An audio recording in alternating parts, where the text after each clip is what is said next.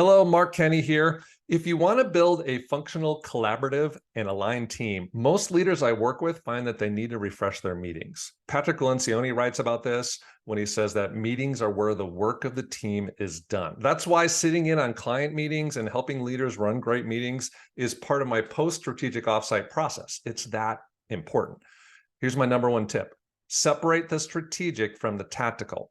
We tend to have these regularly scheduled meetings, such as a weekly meeting, and we talk about everything. Progress on our goals, strategizing for the future, that new idea that a team member wants to talk about, maybe even why someone's leaving nasty food in the refrigerator. Again, Patrick Lencioni talks about this, writes about it when he calls this meeting stew. Do this instead. Keep your tactical meetings tactical and move your strategic or ad hoc topics to a separate meeting. Here's how you do it.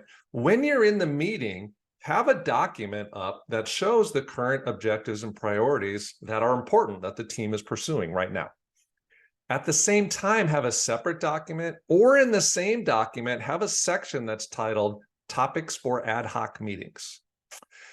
When someone brings up an idea that's outside the scope of our current objectives and priorities, add it to the list of topics for ad hoc meetings. When someone has something they want to talk about that's outside the scope, or maybe an idea or a strategy, add it to the list of topics for ad hoc meetings and move on.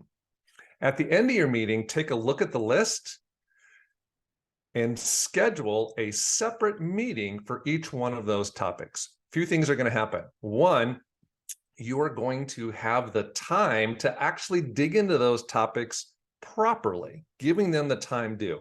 Two, you're going to discover that most of those topics really aren't worthy of our team's time right now. And three, your tactical meetings are going to be much tighter, much more efficient, much more effective. Your high performers will love it because they're going to feel like we're spending time on what matters and not getting distracted by what does not matter.